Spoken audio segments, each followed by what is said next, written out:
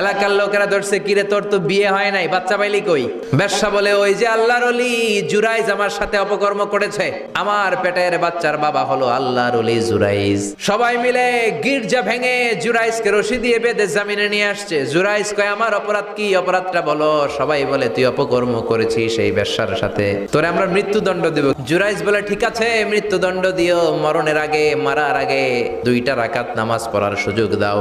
জুরাইজ 2 রাকাত নামাজ পড়ে চোখের পানি ছেড়ে দিয়ে আল্লাহর ডেকে বলে, মাবুদ রে, আমি বেশ্যার পেটের বাচ্চার একটা প্রশ্ন করব, তুমি যদি আল্লাহ এক হও, বেশ্যার পেটের বাচ্চার মুখের জবান খুলে দিবা।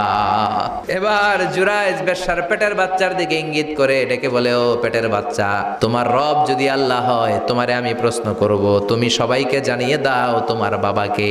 বেশ্যার পেটের ভেতর থেকে ছোট্ট বাচ্চা আওয়াজ করে বলল, আপনি আমার বাবা নন, ওই যে সিপার মধ্যে দাঁড়ায় আছে রাখাল, ওই রাখাল হলো আমার বাবা।